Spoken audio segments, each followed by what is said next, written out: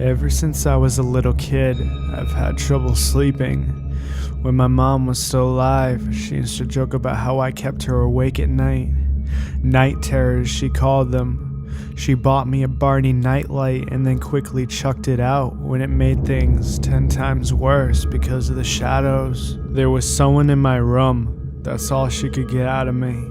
I said it over and over again. I said it as the police tossed our entire house upside down and found nothing.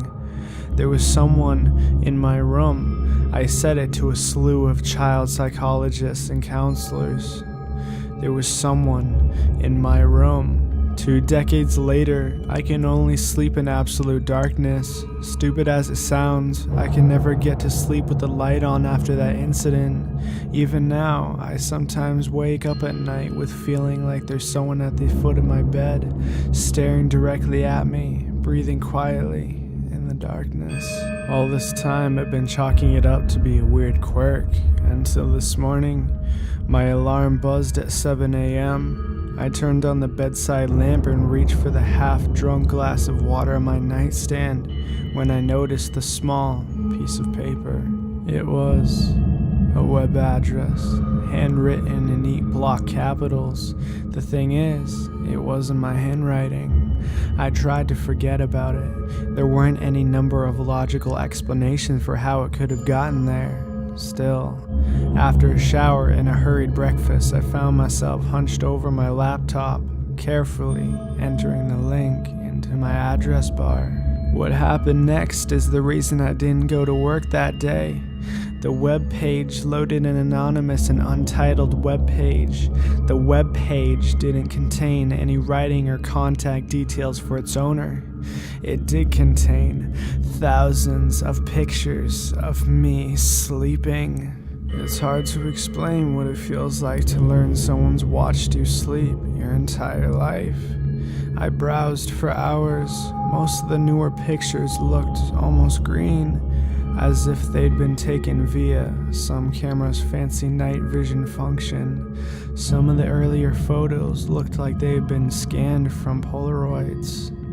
What looked like a flashlight pointed at my face. Next, imagine what it was like trying to explain this to a policeman who knows nothing about computers. Try to imagine how frustrating it is when they think you're some kind of attention-seeking prankster. I've been agonizing about this all day, and I finally decided what to do. Tonight, I'm gonna wait in my room with all the lights on. God help me, I'm going to see. There's something that I didn't tell you, and that is 33. I've never put much thought into that number. In fact, I've always actively avoided thinking about it. My mother died at 33, leaving me this flat. And my grandmother also died at 33, leaving her the flat. Yesterday was my 33rd birthday. I hadn't planned on celebrating or acknowledging it in any way though. Then you find a website full of pictures of you sleeping going all the way back to your awkward youth in the 90s. Your shitty descending into middle-aged singleton cake date kinda takes a back seat after that. Now, as I laid on my bed, clutching a baseball bat to my chest and watching my digital clock count the seconds between 11:59 and midnight, it was all I could think about. There were no signs of tampering of any of the windows, and I always drew the chain. But I was prepared for war. As well as a baseball bat, I had a knife, a torch, and several lit candles placed around the room.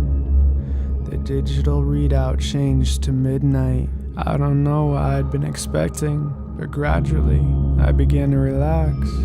I assumed it must have been just some sort of elaborate prank. Maybe someone with Photoshop skills and no job had gone out of their way to. The sound killed my thought dead.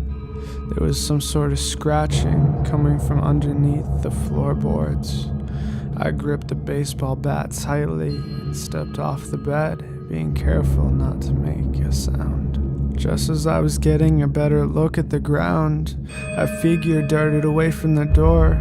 I ran after it through the door with a baseball bat in hand, and I was absolutely terrified. I looked down the hallway, but the figure had absolutely disappeared into thin air.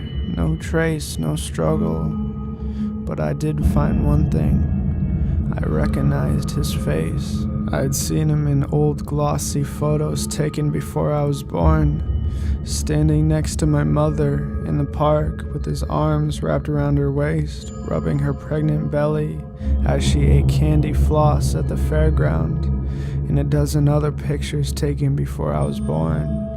It was my father. Hello, my name is Rodin, and if you liked the video, be sure to leave a like and comment below, and don't forget to subscribe for videos from people just like you.